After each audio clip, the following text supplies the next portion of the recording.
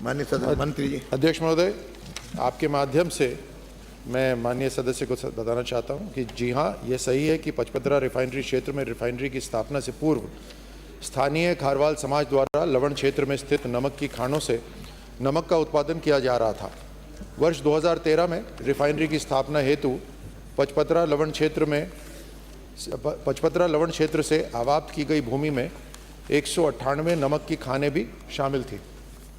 Refinery से प्रभावित 198 नमक खानों का शेष लवणीय भूमि पर पुनः स्थापित करने हेतु 7.85 करोड़ रुपए क्षतिपूर्ति के रूप में दिए जाने का निर्णय मंत्रिमंडल के स्तर से किया जा चुका है।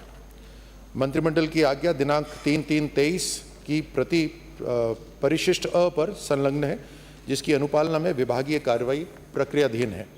सप्लीमेंट्री एक और है, बट आप चाहें तो मैं राजस्थान शुरू हुआ तो फिर पूरा पढ़ेंगे। राजस्थान रिफाइनरी परियोजना पचपदरा के लिए HPCL राजस्थान रिफाइनरी लिमिटेड को राज्य सरकार द्वारा प्रदान की गई भूमि में से 198 लवण खानों की ली गई भूमि का शेष उपलब्ध लवण भूमि में से 841 बीघा भूमि आवंटन किए जाने हेतु चिन्हित कर ली गई है।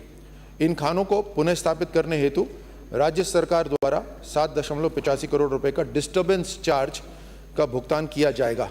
ऐसी स्थिति में नए स्थान पर खाने स्थापित होने से इन्हें पुनः अपना कार्य एवं रोजगार का अवसर मिल सकेगा। माननीय सदस्य। माननीय मंत्री जी, निवेदन करना चाहूंगा कि 2013 में माननीय मंत्री जी नहीं, माननीय अध्यक्ष जी के मार्फत माननीय अध्यक्ष जी के माध्यम से मैं पूछना चाहूंगा कि विस्थापित जो लोग थे जिनकी खानें ली गई थी वो 2013 में अधिकृत कर ली गई थी। अभी तक उनको किसी तरीके का कोई जमीन नहीं मिली, न कोई क्षतिपूर्ति मिली है, और इसके बदले में, इसके एवज में कोई रोजगार में प्राथमिकता भी उन लोगों को मिली नहीं है। वो कुल मिला के लोग बेरोजगार हो चुके हैं। प्रश्न पूछिए। उनके लिए आप कोई विचार रखते हैं? उनको क्षतिपूर्ति का एक जो गैप हुआ है उसको देने का विचार रखते हैं? साथ ही साथ जो बेरोजगार युवा है उनको प्राथमिकता, नौकरी में प्राथमिकता देने का विचार रखते हैं रिफाइनरी में?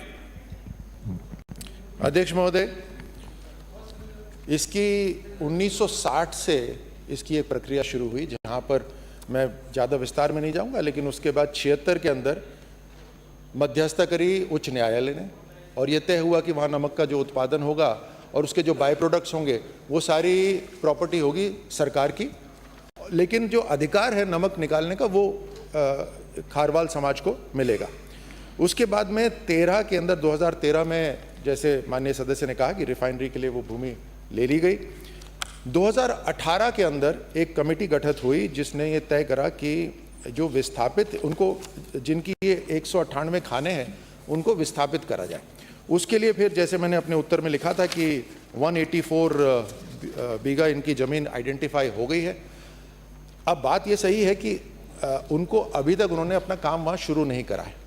उसके लिए भी कलेक्टर की बलोत्रा की अध्यक्षता में एक बैठक हुई, जिसमें खानों के जो खानदार के उन्होंने निवेदन करा कि मानसून समाप्त होने पर वो अपनी खुदाई शुरू करेंगे, और खुदाई के साथ साथ 40% खुदाई होने पर उनको पहला इंस्टॉलमेंट मिलेगा और 100% होने पर उनको पूरा पैसा दिया जाएगा। उसके साथ साथ उन्होंने, माननीय सदस्य ने यह भी कहा कि जो रिफाइनरी है उसके अंदर जॉब्स को लेकर ऐसा कोई अलग से विचार नहीं है, लेकिन जब भी, जैसे जब नमक की खानें थी तो उससे एक इकोसिस्टम बनता है, उसी तरह रिफाइनरी आएगी तो उससे और भी बड़ा इकोसिस्टम बनेगा। आज भवन निर्माण हो रहा है, मशीनों का काम हो रहा है, वो डायरेक्ट एम्प्लॉयमेंट है। इनडायरेक्ट एम्प्लॉयमेंट में रेस्टोरेंट हैं, ट्रांसपोर्टेशन है, ये सारा इनडायरेक्ट जॉब है।